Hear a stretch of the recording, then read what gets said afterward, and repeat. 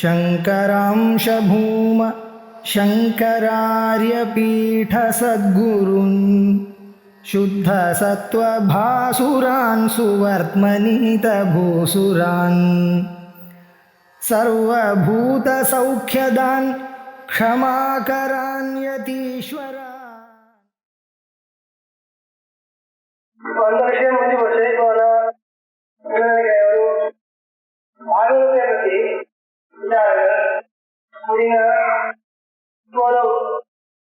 ಸಮೀಪಕಾಲದ ವಿಚಾರ ನಡೆದ ಭಾಗವತಂ ಶ್ರೀಮದ್ ಭಾಗವತಂ அத்வைத பரமா துவைத பரமான்னு விட்டாங்க. அத்வைத பரமா அதுல எப்படியெல்லாம் அத்வைத தாத்பரியம் பாகவதத்துக்கு இருக்கா, அந்த கிரந்தத்துக்கு அத்வைதத்துல தாத்பரியம் இருக்கான்னு காமிக்க வேண்டியதான் சரி வந்தது. அதுக்காக ஸ்லோகங்கள் எல்லாம் பார்த்து அது சின்ன சில விஷயங்கள் சொல்றேன். இப்போ ஒரு நாள் முடியாது. இதனால இன்னொரு விஷயம் கூட தெரிவிக்க வேண்டியதா இருக்கு. ஒரு கிரந்தத்தினுடைய தாற்பயம்னா என்ன, அதை எப்படி கண்டுபிடிக்கிறது, தாற்பய லிங்கங்கள் இருக்க உபக்கிரமோபசம்ஹாரம் அத்தியாசம் அபூர்வரை இப்படியெல்லாம் இருக்கு இல்லையா, அதெல்லாம் வச்சுட்டு ஒரு கிரந்தத்தினுடைய தாற்பயம்னா என்ன, அதனுடைய எது சொல்றதுக்காக அந்த கிரந்தம் வந்தது, இது ஒரு முடிவு எடுக்கிறது. அது முடிவெடுக்கிறதுக்கு என்ன ஒரு கஷ்டம்னா பல விதமான வாக்கியங்கள் இருக்கலாம். இப்போ அத்வைதம் பாகவதத்துல சொல்லல என்ன அர்த்தம், ஜீவேஸ்வரம் ஜீவனும் ஈஸ்வரனும் வேற வேற, அது ஐக்கியம் சொல்றதுக்கு பாகவதத்துக்கு தாற்பயம் இல்லை சொல்றதா இருந்தால் அந்த மாதிரி பல வாக்கியங்கள் இருக்கு. ஜீவன் அதனால ஈஸ்வரன் உபாசனா வச்சுருக்கு, ரெண்டும் ஒண்ணு கிடையாது, இந்த மாதிரி எல்லாம் வாக்கியங்கள் இருக்கு. அதனால அத்வைத ஸ்ரீமத் பாகவதம் வேதத்தை தான் சொல்றது, அபேதத்தை சொல்லல சொல்றதா இருந்தால் இன்னும் பல சில வாக்கியங்கள் இருக்கு, அதுல அபேதம் சொல்லியிருக்கு, அதனால அபேதத்தை சொல்றது நம்ம சொல்றதா இருந்தா இது அந்த பட்சத்திலும் முடிவு வராது, இந்த பட்சத்திலும் முடிவு வராது. அப்ப சில வாக்கியங்கள் அத்வைத பரமா தெரியாது, இன்னும் சில வாக்கியங்கள் துவைத பரமா தெரியுதுன்னு அவன் சொல்றான். இப்போ இந்த மாதிரி ஒரு விசாரம் வரும்போது நீங்க துவைத பரம்னு சொல்ற வாக்கியங்கள், துவைத பரம் சொன்னா என்ன அர்த்தம், துவைத பரத்துவம் துவைதத்துக்கு தாற்பயம் இருக்கா, தாற்பயம் என்ன, அந்த வாக்கியம் இருக்கிறதுனால அதனால அது இருக்கிறது மட்டும் வச்சுல துவைதத்துக்காக தாற்பயம் சொல்ல முடியுமா, இதெல்லாம் விசாரம் பண்ணலாம்.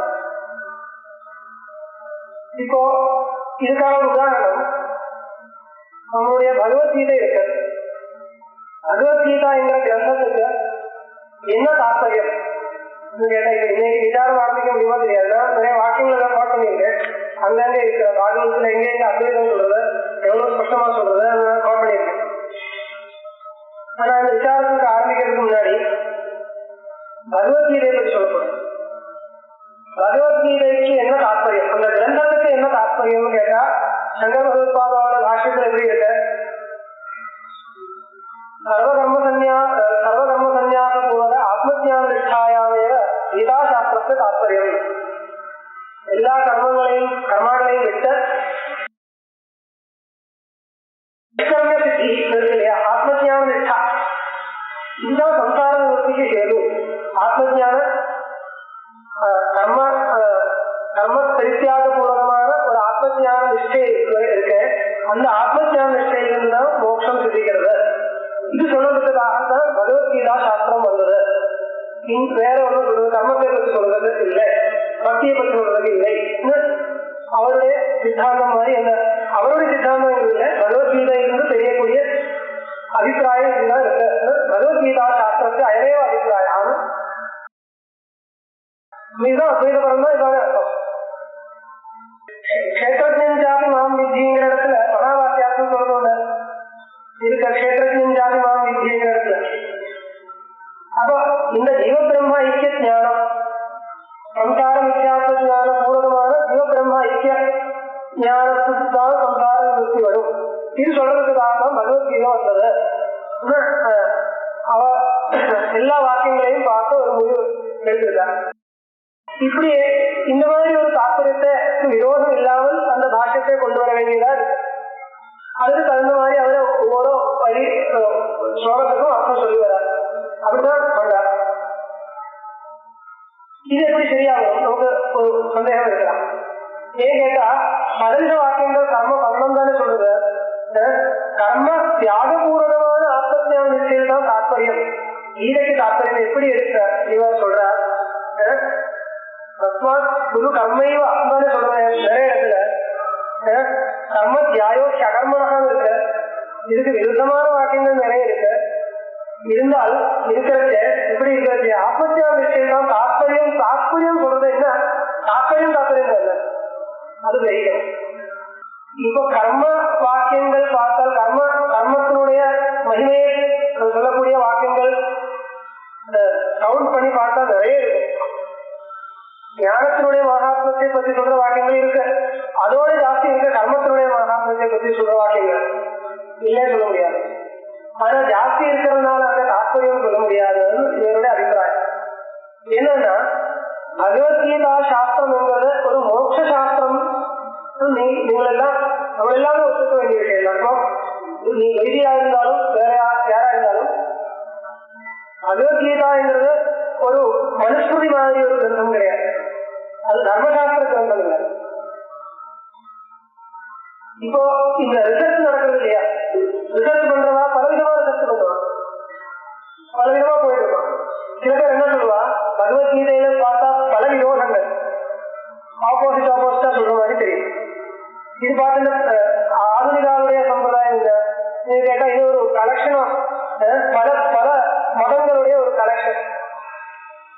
பலவிதமான மதங்கள், பக்தி மார்க்கம், ஞான மார்க்கம், கர்ம மார்க்கம், யோக மார்க்கம், இந்த மாதிரி பல சம்பிரதாயங்கள் இருக்கு. இதனுடைய ஒரு கலெக்ஷன்.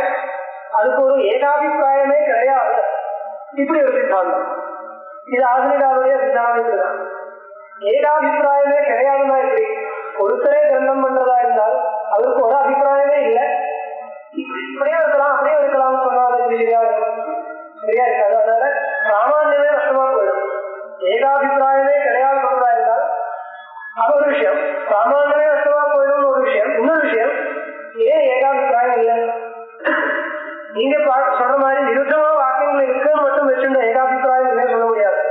அந்த விருத்தமான தெரியக்கூடிய வாக்கியங்கள் எந்த கான்டெக்ட்ல இருக்கு, எப்படி இருக்கு, அதனுடைய அபிப்பிராயம் என்ன கண்டுபிடிக்கிறதுக்கு சாம்பிரதாயமான பദ്ധதி இருக்கு. அந்த பദ്ധதிகளோட பார்த்தால் நீங்க சொல்ற விரோதம் நமக்கு தெரியவில்லை. அதனால நம்மளுடைய சாம்பிரதாய பദ്ധதியே தெரியாமல் உங்களுடைய ஆட்சேபம் வருது அவாக்கு சொல்லணும். அதனால இது பல விருத்த மதங்களுடைய கலெக்ஷன் கிடையாது. இதுக்கு ஒரு ஏகாபிப்பிராயம் இருக்கு. அப்படி இருக்கிற சேர்ந்த ஏகாபிப்பிராயம் இருக்கு. கர்ம பண்ணம் அபிப்பிராயமா கர்ம பண்ணக்கூடாது அபிப்பிராயமா? ஏன் கர்ம பண்ணம் அபிப்பிராயமா பண்ணக்கூடாது? இதுக்கு பதில் இல்லை. யாரை உத்தேசிச்சு சொல்றதுன்னு சொல்லணும். யார என்ன எப்படி இருக்கிறவன் கர்ம பண்ணணும், எப்படி இருக்கிறவன் பண்ண வேண்டாம். இல்லைன்னு எல்லாருக்கும் தகுந்த மாதிரி ஒரு உபதேசம் கிடையாது. நான் முதல்ல சொல்லியிருக்கேன். அதனால இந்த அதிகாரத்தை வச்சுட்டு பலவிதமான விவசாயிகள் நமக்கு இருக்கு. இந்த விவசாயியை வச்சுட்டு பார்த்தால் நீங்க சொல்ற விரோதமும் இருக்காது. இப்ப கர்ம விதி வாக்கியங்கள் எத்தனையோ இருந்தாலும், ஆயிரக்கணக்கு வாக்கியங்கள் இருந்தாலும் கர்மத்தை பற்றி சொல்றதுக்கு தாற்பயம் இல்லைன்னு சொல்றதுக்கு என்ன அபிப்பிராயம்? இப்போ நியதம் கர்ம கர்த்தவியம் குரு கர்மைவ தஸ்மாத்மே தியாக்கியம் காரியமேவ ததான் இருக்கு இல்லையா? நியதம் கர்மனா நித்திய கர்மம். நித்திய கர்ம கர்த்தவியமேவா ஒரு வரி ஒரு லைன் இருக்கு பகவத்கீதையில. இந்த வாக்கியத்துக்கு என்ன அபிப்பிராயம்? நித்திய கர்மம் பண்ணணும் என்கிறது பகவத்கீதையில் முக்கிய தாற்பயமா எடுக்க முடியுமா கேட்க முடியாது. ஏனால் நித்திய கர்மம் பண்ணணும் என்கிறது பகவத்கீதையினால போதிக்கக்கூடிய ஒரு விஷயம் இல்லை. அது மன்வாதி ஸ்மிருதிகள் பிரசித்தமான விஷயம். அதுக்காக பகவத்கீதை வர வேண்டியது. இதுக்காக என்ன சொல்லுவாங்க, தாற்பயம் அபூர்வத்துவம் தாற்பயம். பல தாற்பயத்தை கிடைக்கிறதுக்கு பல இது இருக்கு. அதுல ஒரு உபாயம் அபூர்வத்துவம். அபூர்வத்துவம்னா இன்னொரு இடத்துல கிடைக்காத விஷயம் எதுன்னு பார்க்கணும். இன்னொரு இடத்துல கிடைக்காத விஷயத்துக்கான தாற்பயம் இருக்கணும் அந்த கிரந்தத்துக்கு. மற்றொரு இன்னொரு இடத்துல இருந்து தெரியக்கூடிய விஷயத்தை திருப்பி சொல்றதுக்காக பகவத்கீதை வர வேண்டியதில்லை. இது ஒரு மோட்ச சாஸ்திரமா இருந்தால் கர்ம பண்ணணும் என்கிறது சொல்றதுக்காக பகவத்கீதை வர வேண்டியதில்லை. ஏன் கேட்டா நித்திய கர்மா யாருக்கு எப்படி எல்லாம் கர்மாக்கள் விதிச்சிருக்கோ அதெல்லாம் பண்ணணும். பகவத்கீதை சொல்றதுக்காக பகவத்கீதை வரைக்கும் வரணும். மனுஸ்மிருதி, யாக்கியவல்கிய ஸ்மிருதி, பல விதமான ஸ்மிருதிகள் இருக்கு. வேத வாக்கியமே இருக்கு, கர்மா வாக்கியங்கள் இருக்கு. அந்த வாக்கியத்தினுடைய காரியம் அதனால அது சொல்றதுக்காக வரல. ஆனா யாருக்கு கர்மத்தியாகம், அப்ப எதுக்காக பகவத்கீதையில அந்த வாக்கியம் வரல, அதுக்கு பதில் சொல்லணும். அது சொல்றதுக்காக வரலைன்னா கர்ம கர்த்தவியம் எதுக்காக பகவத்கீதை திருப்பி சொல்றது, சொல்றது இருக்குன்னு கேட்டால், முன்னாடி சொன்ன மாதிரி கர்மத்தியாக பூர்வக ஆத்ம ஞான நிச்சயத்தோட தாற்பயம் கீதைக்கு. அப்ப கர்மத்தியாகத்தை பண்ணி ஆத்ம ஞான நிச்சயோட இருக்கணும். ஒருத்தருக்கு உபதேசம் பண்றதா இருந்தால் இந்த உபதேசம் எல்லாருக்கும் சேருமா? அப்ப யாருக்கு இந்த உபதேசம் எல்லாரும் சொல்லணும் இல்லையா? இந்த உபதேசம் யாருக்கு வராது, உனக்கு வராது. அது சொல்றதுக்காக திருப்பி அந்த கர்ம உபதேசத்தை திருப்பி எடுத்து ஒரு காணிக்கிறது. புரியுதா? நல்லா கேட்க வேண்டியது கர்மத்தை பண்ணணும்னு சொல்றதுக்காக இது வரல. கர்மம் சொல்றது அந்த வாக்கியத்துக்கு வேற விதமான அர்த்தமா இல்ல, வாக்கியத்துக்கு அதுதான் அர்த்தம். வாக்கியத்தினுடைய அர்த்தத்தை மாற்றிட வேண்டியதில்லை. ஆனா அந்த வாக்கியம் எதுக்காக அங்க வந்ததுன்னு கேட்டா, இது சொல்றதுக்காக கீத சாஸ்திரம் வரல, ஆனா கர்ம தியாகத்தை சொல்றதுக்காக தான். ஆனா எல்லாருமே கர்ம தியாகம் பண்ணதுக்காக வரதா இருந்தால் அப்படி இல்லை. வைராக்கியாதிகள் இல்லைன்னா கர்ம தியாகத்தை பண்ணக்கூடாது. குரு கர்ம இவா இன்னும் அந்த பிரசித்தமான ஸ்லோகம் இருக்கு இல்லையா, கர்மண்யே வாசிதாரே மா பலேஷு பதாதனா மா கர்மபல கேது பூ மா தே சங்கோஸ்து அகர்மணி. அது இதே அபிப்பிராயம் தான். கர்மண்யே வாசிதாரத்தே யாரை பார்த்து சொல்றது, மூக்குமே பார்த்து சொல்லல. யாருக்கு சம்சார ஜீவிஷம் இருக்கோ, ஜீவனம் பண்ணணும்னா வாழணும் இச்சை இருக்கோ, கர்மண்யேவ அதிகாரத்தே, கர்ம தியாகத்துக்கு அதிகாரம் கிடையாது சொன்னா கர்ம தியாகத்துக்கு கீதைக்கு தாற்பயம் இல்லைன்னு சொல்ற அபிப்பிராயம் இல்லை. கர்ம சம்சார நிவர்த்தி என்கிற ஒரு விஷயம் வர வரைக்கும் கர்மம் தான். இப்போ சம்சார நிவர்த்திக்கு கர்ம தியாகம் தான் உபாயம், அது மட்டும் சொல்றதா இருந்தால் என்ன வரும்? சம்சார நிவர்த்தி எனக்கும் இருக்கட்டுமே, நினைச்சிருந்த கர்மத்தை விட அர்த்தானத்துல கர்மத்தியாகம் பண்ணக்கூடாத இடத்துல கர்மத்தியாகம் பண்றதா இருந்தால் அவனுக்கு இன்னொரு அர்த்தம் கிடைக்கும் நினைச்சுட்டு அது வரக்கூடாது. கர்மம் தான் பண்ணணும் என்ற உபதேசத்தை திருப்பி கொண்டு வரலாம். ஆனா அது சொல்றதுக்காக இதை வரல, அங்க தாற்பயம் முடியல. அது பண்ணி அந்த உபதேசம் மட்டும் பண்ணி கீதை அவசரம் நிறுத்தல, இன்னும் போயிடும். அப்ப அதனால என்ன தெரியுது, கர்ம விதி வாக்கியங்கள் 1000 இருந்தாலும் அது சொல்றதுக்காக கீத சாஸ்திரம் வரல சொல்றதுக்கு இது அபிப்பிராயம். அது இன்னொரு இடத்துல கிடைக்கிறது. தஸ்மாத் யுத்தியஸ்வ பாரதா, தஸ்மாத் யுத்தியஸ்வ பாரதா, யுத்தம் பண்ண யுத்தியஸ்வ பாரதா. இப்போ அனுவாத மாத்திரம் பாஷை, அனுவாத மாத்திரம் அர்த்தம். அனுவாதம்னா பெர்மிஷன் அர்த்தம். பெர்மிஷன் சாதாரணமான அர்த்தம், சாஸ்திரியமான அர்த்தம் கொஞ்சம் வித்தியாசமா இருக்கும். பெர்மிஷன் எடுத்துட்டா கூட தப்பு இல்லை. பெர்மிஷன் கொடுக்கறதுனா என்ன அர்த்தம், யுத்தம் பண்றதா இருந்தால் எப்படியெல்லாம் அனர்த்தம் வரும்னு நீ நினைக்கிறியோ அந்த மாதிரி அனர்த்தம் நான் சொல்றபடி பண்ணா வராது. தப்போ யுத்தம். இப்போ யுத்தம் கர்த்தவியம் ஒரு விதியா, அது சொல்றதுக்காக விரோதிகள் வருதா? இல்ல. ஏன் கேட்டால் சத்திரியனுடைய தர்மம் யுத்தம் அப்படின்னா யுத்தம் பண்ணிட்டே இருக்கணும்னு அர்த்தம் கிடையாது. யுத்தம் பண்றதுக்கு ஒரு இடம் வந்தால் பண்ண மாட்டேன்னு சொல்லக்கூடாது. சத்திரியனுக்கு யுத்தம் தர்மம்னா யுத்தம் பண்ணலையே, ஒரு சந்தியாவனம் பண்ணலையே மாதிரி இல்லை. சந்தியாவனம் பண்ண முடியலையே, சந்தியாவனம் பண்றது என்ன, எங்க போய் அந்த மாதிரி ஒரு யுத்தம் ஒன்றும் பண்ணலையே, எங்க வரைக்கும் ஒரு யுத்தம் ஏற்பாடு பண்ணணும் அப்படி இல்லை. ஒரு யுத்தத்துக்கு ஒரு இது வந்தால் நான் பண்ண மாட்டேன், ஆயுதம் தொட மாட்டேன் சொல்லக்கூடாது சத்திரியனா இருந்தால். இது சத்திரியனுடைய தர்மம் என்கிறத கீதா சாஸ்திரத்தோட விஷயமா இது சொல்ல வரதா கீதா சாஸ்திரம் இல்ல. அது சத்திரிய தர்ம பிரகரணத்துல மன்வாதி ஸ்மிருதிகள் கிடைக்கிறது இல்லையா. சத்திரியனுடைய தர்மம் என்ன, இது அவலாயனம் பண்ணக்கூடாது, எஸ்டே பண்ணக்கூடாது, யுத்தம் பண்ணிதான் ஆகணும், மரணம் வரைக்கும் போராடணும். இத மன்வாதி ஸ்மிருதிகள் சொல்லப்பட்ட தர்மம். அது திருப்பி இங்கே சொல்லணுமா? இல்ல, அவசியம் இல்லை. ஆனா இங்கே திருப்பி எதுக்காக சொல்றாரு கேட்டால், மன்வாதி ஸ்மிருதிகள் சொல்லப்பட்டதா இருந்தா கூட அந்த தர்மம் என்னுடைய தர்மம் அர்ஜுனுக்கு தெரியாதா? தெரியும் இல்லையா? அவன் அந்த தர்மசாஸ்திரத்தை படிக்காம இல்லை, படிச்சுதான் இருக்கான். ஆனா என்ன வந்திருக்கும், சோகமோகா அபிபூத தேதாக அகமேதேஷம் அமயேதே, இந்த மாதிரி இவாவெல்லாம் என்னுடைய வருஷம் பிதபிதாமகாக எப்படி நான் அவருக்காக அவருடைய பிராணஹானியை எப்படி பண்ணுவேன்ங்கிற ஒரு இது வந்திருக்கும், மோகம் வந்திருக்கும். அந்த மோகத்துக்கு காரணம் அவித்யை. அந்த மோகத்துக்கு காரணமான அவித்யை நிவர்த்திக்கணும். இது வந்து சம்சார அவித்யை, மூலாவித்யை இல்லை, மூலாவித்யினுடைய ஒரு விகாரம். அப்போ அந்த அவித்தியை போயிடுச்சுன்னா திருப்பி என்ன வரும்?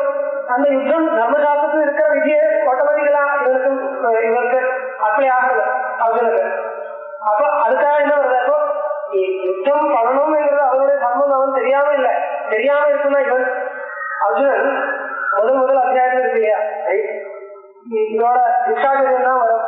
சிரேஷ்டமா இருக்கேன்னா குருவின் அகத்வாகி மகானுபாவா ஸ்ரேயோ போக்தும் வைஷ்யமதி இகலோகே, இகலோகத்துல திக்ஷாச்சரியம் பண்ணி ஏதோ ஒரு பிச்சை எடுத்து ஜீவனம் பண்றதா கூட எனக்கு உத்கர்ஷம் தான் எனக்கு தோன்றது.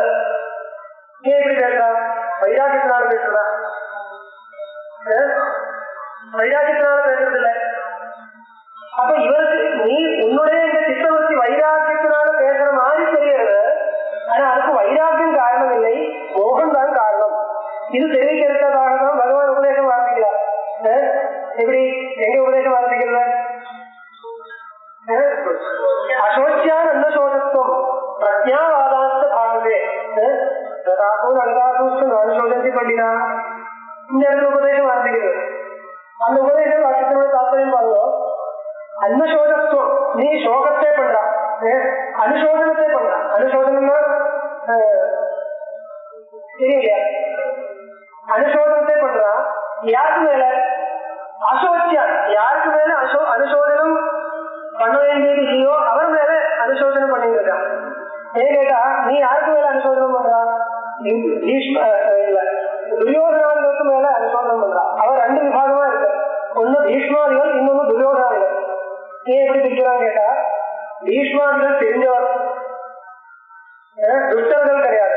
அவர் தத்துவம் தெரிஞ்சவர். நான் இருக்கிறது அதர்ம பட்சத்துல தான் இருக்கேன், இது தர்ம பட்சம் கிடையாது, நல்லா தெரிஞ்சுக்கிட்டோம் இல்லையா? துரியோதனாதிகள் அப்படி இல்லை, அகங்காரமா இருக்கு. இப்படி ரெண்டு அந்த கோஷ்டியில ரெண்டு பிரிவு இருக்கு. இவருடைய அனுசோதனை எல்லாருக்கும் மேல வருது.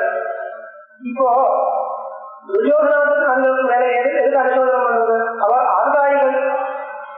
ஆர்காயிகள்னா பெரிய மகா படம் பண்ண வேண்டியவன். அப்போ துஷ்ட நிகிரகம் என்கிறது சத்திரியனுடைய தர்மவாக்கியம். அதனால அவரே அனுசோதனம் பண்ண போறா இல்ல. சரி, இன்னொரு குரூப் இருக்க பீஷ்ம திரோணாதிகள். அவர் மேல அனுசோதனம் பண்ணலாமோ கேட்டா அது பண்ண உன்னுடைய சோகத்துக்கு அவர் விஷயமா இருக்காது. ஏன் கேட்டா, அவரே தெரிஞ்சுட்டு இது அதர்ம பட்சம் தெரிஞ்சுட்டு வேற ஏதோ காரணமா அங்க நின்று இருக்கா இல்லையா? அவர் தெரியாம இருக்கிறதா? ஒண்ணும் இல்லையே. இப்போ பாவம் இப்படி இருக்கிறாரு, அவரே போய் யுத்தம் பண்ண முடியுமா? சொல்றதுக்கு என்ன அவசியம் இருக்கு? அதனால இவரே பார்த்தாலும் உன்னுடைய அனுசோதனத்துக்கு உனக்கு வரக்கூடிய சோகத்துக்கு விஷயம் இல்லை. அவர் இவரும் விஷயம் இல்லை, இவரும் விஷயம் இல்லை. இப்படி இருக்கிறத நீ ஒரு சோகம் அனுபவிக்கிறார். அசோச்சியரா இருக்கிறவாளை பார்த்துட்டு அனுசோதனத்தை பண்றார். அசோச்சியான் என்ன சோதத்துவம்? அது மட்டும் இல்ல, பிரஜாவாதாச்சா, பெரிய ஞானிகள் சொல்ற மாதிரி ஒரு பேச்சும் பேசுறாங்க. பிரஜா அவதாம் வாதாக இவ வாதா. பிரஜாவதான் ஞானிகள் அவருடைய வாதம் மாதிரி வாதங்கள். அப்படின்னா என்ன? திக்ஷாச்சரியம் பண்றேன், இந்த லோகத்துல இதனால என்ன பிரயோஜனம், அந்த லோகத்தினால என்ன பிரயோஜனம், எல்லாமே விஷயபோகம் ஆகிட்டேன், இதனால என்ன பிரயோஜனம்? இந்த மாதிரி தத்துவஞானம் உங்களுக்கு இருக்கிறதா இருந்தால் யுத்தத்துக்கே வரக்கூடாது. யுத்தத்துக்கு வந்து சேனையோட நடுவில் வந்து நின்ற என்னைய சாரதியா அழைச்சுட்டு வந்து வச்ச சாரதியா வச்ச இப்ப உடனே ஒரு வைராக்கியம் தான் அப்படியே உடனே ஒரு வரக்கூடிய ஒண்ணா. ஏதோ ஞானத்தினால சமமா வர வேண்டியது, யுத்தத்துக்கே வரக்கூடாது. அப்படி தெரியல கூட என்ன சொல்ற ஸ்டைல் ஆஃப் லிவிங் அப்படி தெரியல. வைராக்கியம் வந்து பேசுற மாதிரி தெரியல. அது மட்டும் இல்ல, நீ பண்ற அனுசோதனத்தை பார்த்தா அது உச்சிதமான அனுசோதனம் இல்லை. அந்த மாதிரி வைராக்கியம் இருக்குன்னா அது ஞானம் மூலம் தானே வரணும். அந்த ஞானத்துக்கு அந்த ஞானம் தான் எந்த ஞானம்? ஆத்ம ஞானம் தானே. அந்த ஆத்ம ஞானம் ஆத்மஸ்வரூபத்தை எப்படி வருதுன்னு உனக்கு வைராக்கியம் வந்தது? இப்போ இந்த விஷயம் இருக்கட்டும். கீதையில சொல்ல வேண்டிய எல்லா விஷயமும் அந்த சாங்கியோக அத்தியாயத்திலே முடிஞ்சு வச்சு அவ்வளவுதான். அந்த சாங்கியோக அத்தியாயத்தை பார்த்த பலர் எப்படி இருக்கிறார், இவர் ஸ்ரீகிருஷ்ணனுடைய உத்தேசம் என்னன்னா இவரை யுத்தம் பண்ண வைக்கணும். அதுக்காக பெரிய வேதாந்தத்தை மிஸ்யூஸ் பண்ற மாதிரி வேதாந்தத்தை மிஸ்யூஸ் பண்றதுன்னா, வேதாந்தம் ஏதோ ஒரு பிலாசபியே ஆத்மஸ்வரூபம் நியாயம் அந்தி நகஞ்சது, இன்னொருத்தரோட அழிக்கவும் முடியாது, அனர்த்தத்துக்கு கர்மவும் ஆகாது, இன்னொருத்தருடைய அனர்த்தை பண்ணவும் முடியாது. அதனால யுத்தம் பண்ணா என்ன தப்பு இருக்கு? இதெல்லாம் ஒரு சரியான சம்பிரதாயம் இல்லை. அவனை யுத்தம் பண்ண வைக்கணும். அதுக்காக ஏதோ இந்த வேதாந்த சித்தாந்தத்தை இவர் உபயோகப்படுத்துற மாதிரி தெரியறது. மிஸ்யூஸ் பண்றதுன்னா எப்படி இருக்கும்? இத ஸ்ரீராமச்சந்திரன் அங்கேயும் இந்த ஒரு தோஷம் கொண்டு வர்றார். பாலிவசத்தை பண்ணப்புறம் தாரையோட உபதேசம் பண்றது இல்லையா, அந்த இடத்துல வேதாந்தத்தை கொண்டு வர இதெல்லாம் அனாவசியம் தானே கேட்காரு. பாலிவசம் பண்ணப்புறம் இது அழிச்சம் தலிச்சம் இதெல்லாம் அழிச்சம் போட்டு சைவம் நிச்சயம் கிடையாது, இதெல்லாம் சொல்ல வேண்டிய விஷயமா என்னவா கேட்கா, இந்த மாதிரிதான் இருக்கும். அந்த இடத்துல எப்படின்னா இப்போ இல்லாத விஷயங்களே வந்து இந்த இடத்துல எப்படின்னு ஜெயிக்க வேண்டியது. நான் விஸ்தாரமா அப்புறம் சொல்றேன். அந்த சாங்கியோக அத்தியாயத்தை நல்லா பிரிச்சு பார்க்கணும். சாங்கியோக அத்தியாயத்துல எப்படி இருக்கும், ஆத்மஸ்வரூபத்தை பத்தி சொல்ற இடங்கள் ஸ்லோகங்கள் நிறைய இருக்கு. அதுக்கப்புறம் விவகார திருஷ்டியில வரக்கூடிய ஸ்லோகங்கள் நிறைய இருக்கும். அதுக்கப்புறம் யோகத்தை பத்தி சொல்லக்கூடிய ஸ்லோகங்கள் நிறைய இருக்கு. இப்படி இருக்கு. இதோட உத்தேசம் என்னன்னு கேட்டா, இப்போ நீ ஞானி பேசுற மாதிரி பேசுறான். ஞானி பேசுறதுன்னா என்ன அர்த்தம்? ஞானம் தான் ஆத்ம ஜானம் தானே. அந்த ஆத்ம ஜானம் இருக்கிறவன் பேசுற மாதிரி நீ பேசுறதா இருந்தால் உனக்கு இருக்கக்கூடிய எந்த மாதிரி ஆத்ம ஜானம் உனக்கு இருக்குன்னு நான் சோதனை பண்ணலாம். அதுக்கப்புறம் தான் நீ வைராக்கியம் மூலமா இந்த யுத்தம் பண்ண மாட்டேன்னு சொல்றியா, வைராக்கியம் இல்லாம மோகம் மூலமா சொல்றியா, நீ சோதனை பண்ணலாம். எனக்கு தெரியும் அந்த உனக்கு அந்த ஞானம் வரணும் இல்லையா. நான் முன்னாடியே சொன்னேன், இப்ப இந்த வேதாந்தம் படிச்சு நமக்கு என்ன இன்ஃபர்மேஷன், இல்ல இந்த இன்ஃபர்மேஷன் கலெக்ட் பண்ணி என்ன பிரயோஜனம் கேட்டா, ஒரு பிரயோஜனம் நமக்கு நம்மளுடைய ஸ்திதி என்ன நமக்கு கிரகிக்க முடியும், அதுதான் பிரயோஜனம். நம்மளுடைய ஸ்திதி எது கிரகிக்கிறதுக்கு நமக்கு கர்மாதிகாரமா ஞானாதிகாரமா கிரகிக்கிறதுக்கு ஞானாதிகாரி யாரும் கிரகிக்கணும், அதுதான் நமக்கு பிரயோஜனம். இப்போ நம்ம ஞானாதிகாரியா இல்லாட்டா கூட ஞானாதிகாரி யாரும் கிரகிக்க முடியும், வேதாந்தம் படிச்சாதான் கிரகிக்க முடியும். அதனால நம்மளுடைய ஸ்திதி இருந்தாலும் கிரகிக்க முடியும். அதுக்காக அர்ஜுனனுக்காக ஞானோபதேசத்தை பண்றது. இல்லாட்டா அந்த ஒரு கேள்வி, அர்ஜுனன் வந்து ஞானாதிகாரி இல்லை சொன்னப்புறம் ஏன் அவனுக்கு ஞானத்தை பத்தி பெரிய ஆத்ம ஞானத்தை பத்தி உபதேசம் பண்றது? அங்க என்ன பதில் சொல்லணும்? ஆத்ம ஞானத்துக்கு இவன் அதிகாரி இல்லை, இவன் ஆத்ம ஞானியும் கிடையாது, கர்மத்துக்கு தான் அதிகாரியா இருக்கான், யுத்தம் தான் அவன் பண்ணணும். இப்படி இருக்கிறது யுத்தம் பண்ணணும்னு சொன்னா போதும் இல்லையா? ஆத்ம ஞானத்தை ஆத்மஸ்வரூபத்தை நிர்குண ஆத்மஸ்வரூபத்தை பத்தி எதுக்காக போதனம் பண்றது? அந்த யுத்த ரங்கத்துல அர்த்தானது தானே இதெல்லாம்.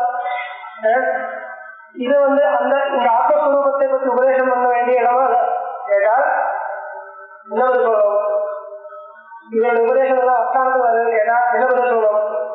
இவன் கர்மாதிகாரி தெரியறதுக்கு யாரு கர்மாதிகாரி இல்லைன்னு தெரிவிக்கணும் இல்லையா? கர்மாதிகாரி யாரு கிடையாது. ஏன் கேட்டா நான் கர்மாதிகாரி இல்லைன்னு அவன் தெரிஞ்சிருக்கான். நான் திக்ஷாதகத்துக்கு தான் அதிகாரி, எனக்கு இல்லெல்லாம் வைராக்கியம் வந்திருக்கும், யுத்தத்துக்கு பூமி கிடக்கிறதுக்கு ஆசை இல்லை, ராஜ்யம் இன்னொரு ராஜ்யம் கோவிந்தாக்கும் கோவே ஜீவிதேனவா. இது விரக்தனுடைய பாஷை தானே. உண்மையான வைராக்கியத்தான் சொல்றதா அவனே போதிக்க வைக்கணும் இல்லையா? உண்மையான வைராக்கியத்தினால சொல்றதா வேற விதமா? அப்ப கிம் ராஜ்யேன கோவிந்தா, என்ன ராஜ்யத்தினால எனக்கு, கிம் போகைகி போகத்தினால என்ன, கிம் ஜீவிதேனவா சொல்றவன் இப்படி சொல்றதா இருந்தால், அந்த வைராக்கியத்தை காமிக்கிறதா இருந்தால், நீ வைராக்கியம் மூலமா பேசல, மோகம் மூலமா பேசுறது, அதனுடைய பாஷை வந்து விரக்தனுடைய பாஷை மாதிரி இருந்தாலும் வைராக்கியத்தோட அடிப்படை அதுக்கு கிடையாது. இது அவனே தெரிவிக்கிறது என்ன பண்றது? ஞானம் தான் என்ன முதல் தெரிவிக்கணும். நீ சொல்லக்கூடிய வைராக்கியம் எந்த மாதிரி ஞானத்திலிருந்து வர வேண்டிய வைராக்கியம்? ஆத்மா அகத்தா அவஸ்தா இந்த மாதிரி ஞானத்தினால வர வேண்டிய வைராக்கியம் அது. அந்த ஞானம் உனக்கு இருக்கா? இல்லைன்னு நான் சொல்லுவேன். தவறு ஆதர்சம் வைராக்கியம் நாஸ்தின்னு கிருஷ்ணன் சொல்றதா? உனக்கு இந்த மாதிரி வைராக்கியம் கிடையாது. எங்கேயும் கிருஷ்ணன் சொல்லல. யதேஷ்டதி ததாகுரு விமர்சைகள் அசேஷேனா யதேஷ்டதி ததாகுரு அப்படின்னா என்ன? இஷ்டப்படி பண்ண அர்த்தம் கிடையாது. யதேஷ்டதி ததாகுருன்னு இருந்தாலும் உண்மையா எது பண்ண வந்தாலே பண்ணிருக்கான். அதனால என்ன தெரியல, உனக்கு வைராக்கியம் கிடையாதுன்னு சொல்லல கிருஷ்ணன். என்ன சொல்றா? வைராக்கியம் தான் இப்படி இருக்கணும், அதுக்கு காரணமான மூல காரணமான ஞானம் இப்படி இருக்கணும் சொல்றதுனால அவனுக்கு தெரியல எனக்கு அந்த ஞானம் கிடையாது. அது தெரியறது இல்லையா? உடனே தெரியல.